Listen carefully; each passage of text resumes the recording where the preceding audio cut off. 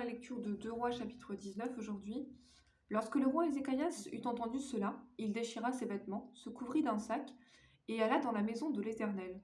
Il envoya Éliakim, chef de la maison du roi, Shebna le secrétaire et les plus anciens des sacrificateurs couverts de sacs vers Ésaïe le prophète, fils d'Amoz, et ils lui dirent: Ainsi parle Ézéchias, ce jour est un jour d'angoisse, de châtiment et d'opprobre.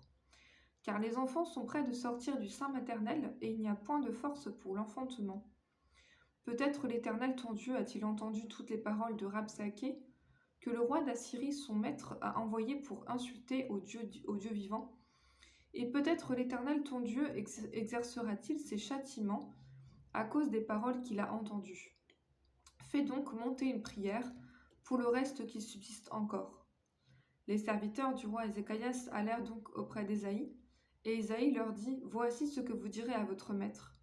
Ainsi parle l'Éternel: Ne t'effraie pas des paroles que tu as entendues, et par lesquelles m'ont outragé les serviteurs du roi d'Assyrie. Je vais mettre en lui un esprit tel que sur une nouvelle qu'il recevra. Il retournera dans son pays, et là je le ferai tomber par l'épée dans son pays. Rabsaké s'étant retiré trouva le roi d'Assyrie qui attaquait Libna, car il avait appris son départ de Lachis. Alors le roi d'Assyrie reçut une nouvelle au sujet de Tirhaka, roi d'Éthiopie. On lui dit: Voici, il s'est mis en marche pour te faire la guerre. Et le roi d'Assyrie envoya de nouveau des messagers à Ézéchias en disant: Vous parlerez ainsi à Ézéchias, roi de Juda, que ton Dieu auquel tu te confies ne t'abuse pas, en disant: Jérusalem ne sera pas livrée entre les mains du roi d'Assyrie. Voici, tu as appris ce qu'ont fait les rois d'Assyrie à tous les pays, et comment ils les ont détruits, et toi tu serais délivré. Les dieux des nations que mes pères ont détruites, les ont-ils délivrés? Gozan, Charan, Retsef et les fils d'Éden, qui sont à Télassar? Où sont le roi de Hamath, le roi d'Arpad et le roi de la ville de Sepharvaïm, d'Ena et d'Iva? Ézéchias prit la lettre de la main des messagers et la lut, puis il monta à la maison de l'Éternel et la déploya devant l'Éternel, à qui il adressa cette prière. Éternel, Dieu d'Israël, assis sur les chérubins, c'est toi qui es le seul Dieu de tous les royaumes de la terre, c'est toi qui as fait les cieux et la terre. Éternel, incline ton oreille et écoute, Éternel. Ouvre tes yeux et regarde, entends les paroles de Sanchérib, qui a envoyé Rabsaké pour insulter au Dieu vivant. Il est vrai, ô Éternel, que les rois d'Assyrie ont détruit les nations et ravagé leur pays, et qu'ils ont jeté leurs dieux dans le feu, mais ce n'étaient pas des dieux. C'étaient des ouvrages de main d'hommes, du bois et de la pierre, et ils les ont anéantis. Maintenant, Éternel notre Dieu, délivre-nous de la main de Sanchérib, et que tous les royaumes de la terre sachent que toi seul, tu es Dieu. Alors Ésaïe, fils d'Amoz, s'envoya dire à Ézéchias: Ainsi parle l'Éternel, le Dieu d'Israël. J'ai entendu la prière que tu m'as adressée au sujet de Sanchérib, roi d'Assyrie. Voici la parole que l'Éternel a prononcée contre lui. Elle te méprise, elle se moque de toi, la Vierge, fille de Sion. Elle hoche la tête après toi, la fille de Jérusalem. Qui as-tu insulté et outragé? Contre qui as-tu élevé la voix? Tu as porté tes yeux en haut sur le sein d'Israël. Par tes messagers, tu as insulté le Seigneur, et tu as dit: Avec la multitude de mes chars, j'ai gravi le sommet des montagnes, les extrémités du Liban.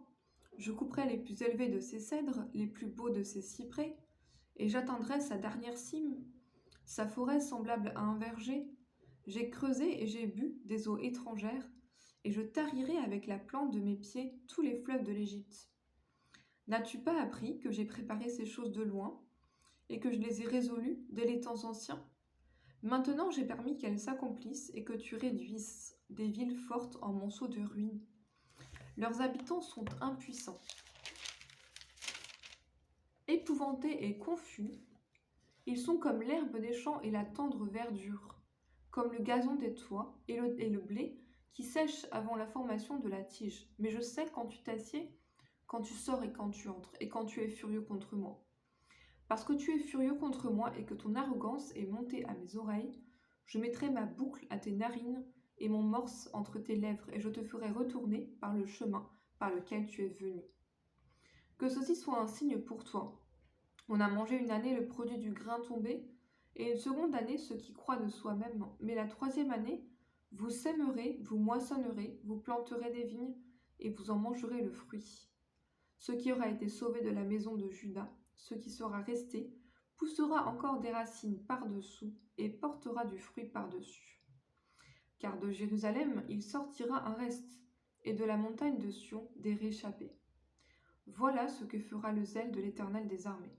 C'est pourquoi, ainsi parle l'Éternel sur le roi d'Assyrie.